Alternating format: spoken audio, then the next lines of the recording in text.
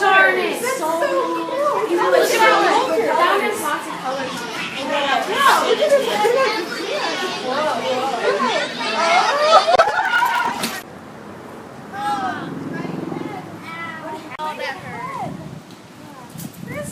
Welcome to the Museum of the Meiji Restoration. Please follow me inside.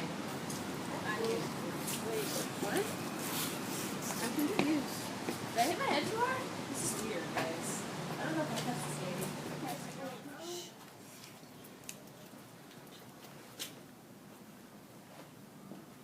This museum was made in 1953, founded by 4 very attractive women.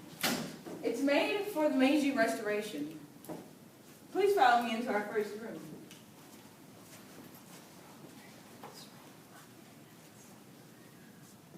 The Meiji Restoration is a period of time during Japanese history where Japan changes their agricultural society to an industrial one, and this museum highlights those points.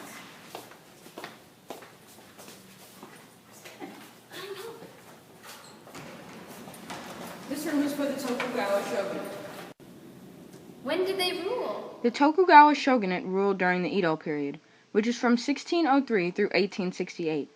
The rulers were all people from the Tokugawa family. When did the shogunate come to an end? Many of the daimyo, or lords, made an alliance along with the emperor and overthrew the shogunate, which is when the Meiji period began. Let's go to the next room.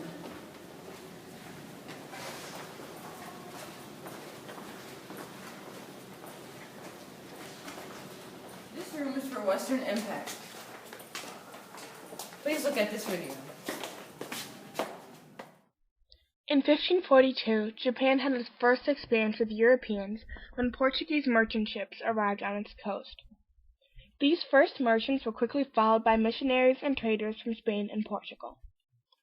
With help from the tolerance of the Japanese government, about 150,000 of its citizens were converted to Christianity by 1600. As commerce with European countries continued, Japan traded for firearms which they used in their reunification battles. In 1600, the Spanish and Portuguese were joined by English and Dutch traders, who introduced ideas that helped Japan compete with their European competitors. How did the Japanese government react to all these changes? The Tokugawa shogunate grew weary of the influence of foreigners. In 1637, after an uprising of Christian daimyo, the government closed off all contact to the Western world. All foreigners were forced out, and the Japanese were forbidden to leave the country. Christianity was also crushed and readily stomped out. It wasn't until 1853 that Japan opened up to trade by signing the Treaty of Kanagawa, agreeing to the trading demands of the United States. This treaty was followed by treaties with France, Russia, Great Britain, and the Netherlands. Follow me to the next room.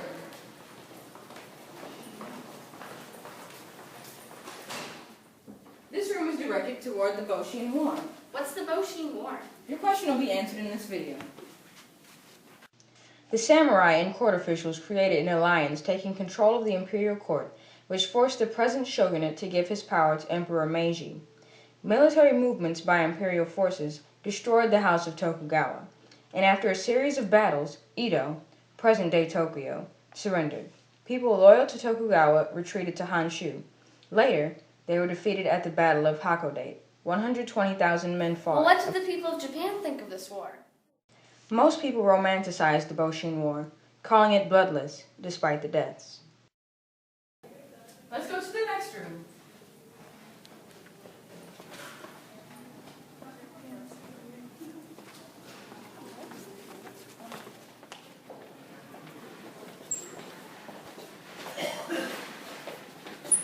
And this is the room for government systems during the Meiji Restoration.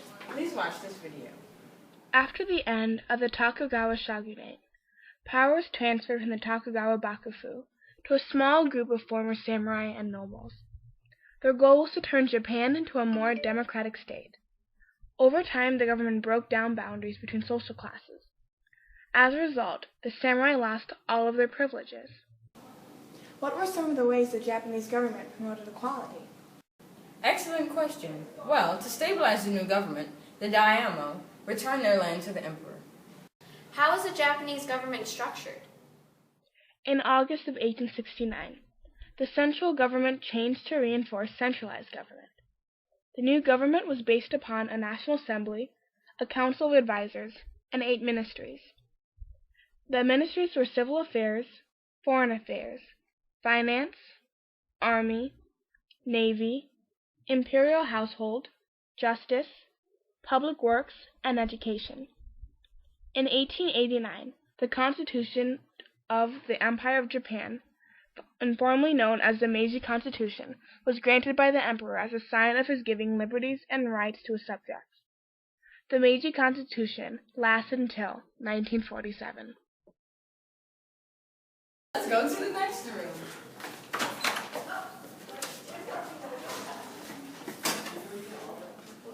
This is our next room. It's directed toward the Sino-Japanese War. The Sino-Japanese War is one of the first wars fought during the Meiji Restoration. It was fought between the Chinese and the Japanese. Please direct your attention towards this video. The Sino-Japanese War started in southern Korea.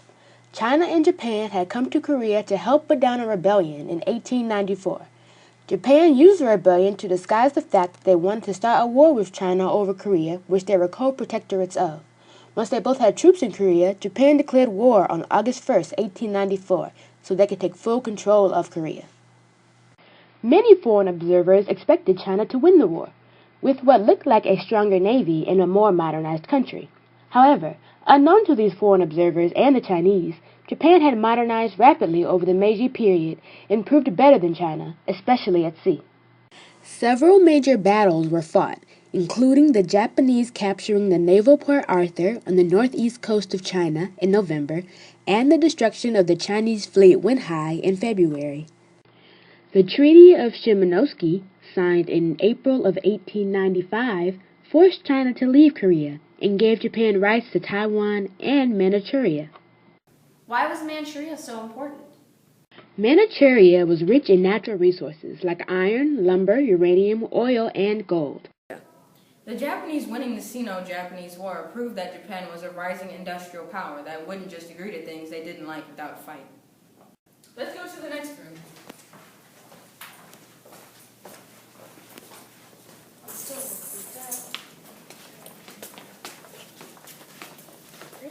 This room is directed toward the Russo-Japanese War. That war was fought between the years of 1904 and 1905. The two countries that fought during this war were Russia and Japan. Please direct your attention towards the screen. The Russians thought that Japan controlling Manchuria would cause instability. With added pressure from France and Germany, Russia convinced Japan to give up the territory. However, the tension between Russia and Japan continued to build until it turned into war.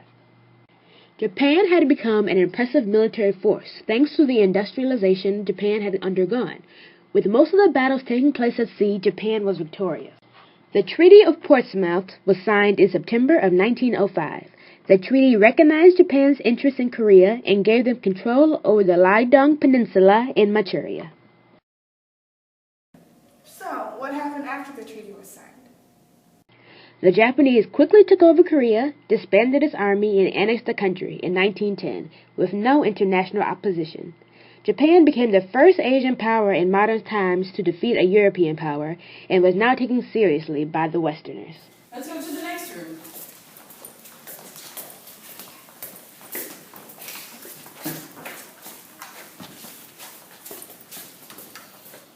The first person we'll be learning about is Emperor Meiji himself. He was born November 3rd, 1852 in Kyoto, Japan. What was the emperor like as a kid? There are conflicting stories of what Emperor Meiji was like as a child. Some say he was healthy, strong, and a bit of a bully, while others say he was delicate and ill. He did, however, enjoy writing poetry. He wrote somewhere between 90,000 to 100,000 poems in his lifetime, although he only published 500. Once he had taken on the title of emperor, Bushido took the name Meiji, meaning enlightenment, and a group of radicals united under his power to take on the Tokugawa shogun. It isn't really known how much power Meiji actually had during the revolution.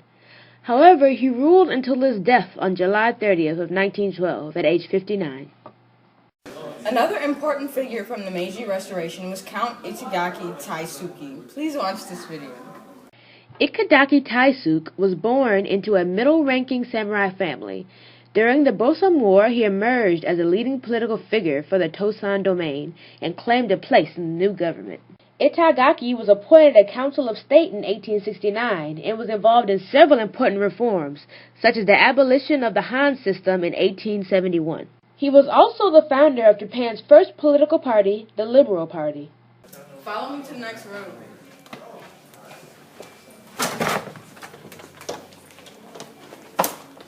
This room is for the education reforms during the Meiji period.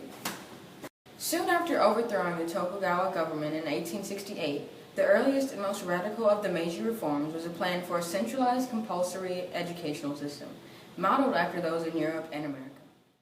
The Meiji government decided that it was a good idea to have a centralized education system because they hoped that schools would curb mounting social disorder and mobilize the Japanese people against the threat of encroaching Western imperialism. The Meiji leaders established a public education system to help Japan catch up with the West and form a modern nation. Missions like the Iwakura mission were sent abroad to study the education systems of leading Western countries. They returned with the ideas of decentralization, local school boards, and teacher autonomy. The first kind of school to open was usually known by the term Terakoya, which literally means temple school. As you can see from this image, the first temple schools weren't very organized. By the 1890s, schools were generating new sensibilities regarding childhood. After 1890, Japan had numerous reformers, child experts, magazine editors, and well-educated mothers who bought into the new sensibility. They taught the upper middle class a model of childhood that included children having their own space where they can read children's books, play with educational toys, and especially devote enormous time to school homework. These ideas rapidly spread through all social classes. One of the first people that played a role in the education reforms was Mori Aranori. He reformed education from 1884 until he was murdered in 1889 by a zealot of Shinto. In 1875, he assisted the establishment of the Shoho Koshujo, Japan's first commercial college. In addition, he was appointed education minister in the first Ito and Kuroda cabinets. Fukuzawa Yukichi, another education reformer and a Japanese author, published many books on Western science and customs. He recommended practical rather than moralistic education and believed in human equality. His most famous and influential book was called Sakai Kunizakushi, meaning All the Countries of the World for Children Written in Verse, and was written in 1869. It became a bestseller and was used as an official school textbook. He also wrote many books about world geography. Examples would be Miyakoji, meaning city roads, and Edo Hogaku, meaning Tokyo maps. Other books that encouraged learning was the book Gakuman no Susume, meaning an encouragement of learning, in 1872. In this book, Fukuzawa outlines the importance of understanding the principle of equality of opportunity, and that study was the key to greatness. He was an avid supporter of education and believed in a firm mental foundation through education and studiousness. Fukuzawa's most important contribution to the reform of education was his newspaper called Jiji Shimpo, meaning current events, which he started in 1882. In his newspapers, he encouraged the people to enlighten themselves and to adopt a moderate political attitude towards the change that was being engineered within the social and political structures of Japan. He translated many books and journals into Japanese on a wide variety of subjects to encourage learning, including chemistry, the arts, military and society, and published many books himself in multiple volumes, and journals himself describing Western society, his own philosophy and change, and other topics. To the next room.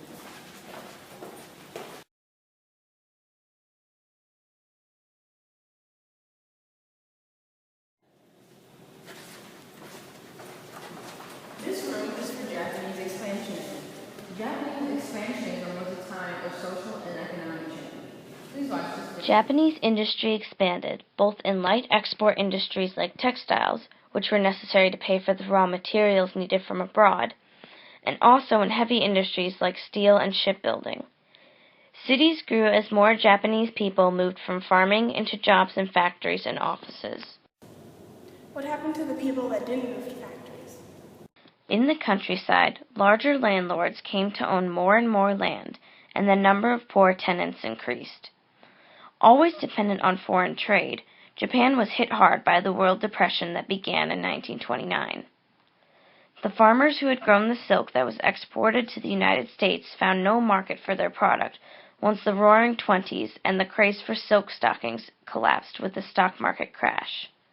Japan's dramatic economic growth slowed, and the social problems increased, especially in the countryside. Was Japan an ally with anyone during the war? In 1902, Japan signed an alliance with Great Britain, which signified a dramatic increase in international status, and in 1904, Japan won a war against Russia, one of the major Western powers. In the process, Japan expanded its empire, annexing Korea in 1910. Japan was also allied with the United States and Britain in World War I. On September 18, 1931, Kwantung Army Commander-in-Chief General Shigeru Honjo ordered that his forces quickly proceed to expand operations all along the South Manchurian Railway, thus beginning the Japanese invasion of Manchuria. The soldiers moved up the rail line and captured and now occupied virtually every city along its 730-mile length in a matter of days. This invasion helped Japan gain more resources from the Manchurian territory. On July 7, 1937, claiming to search for a missing soldier, the Japanese army attacked the Marco Polo Bridge, which was a key access point to Beijing, China. By November of 1937, Japan had taken control of Shanghai. Although many Chinese were killed, the Japanese had their eyes on the main prize, Nanjing, the current capital city of China at this time. About a month later, Nanjing was under Japanese control. The Meiji Restoration was a time of great change for Japan. Some of those changes still last until today. Wow, I learned a lot. Yeah. I need a drink now. Don't forget to visit the gift shop, and thank you for visiting our museum. Also, thank you, Mr. Mumford, for watching our videos.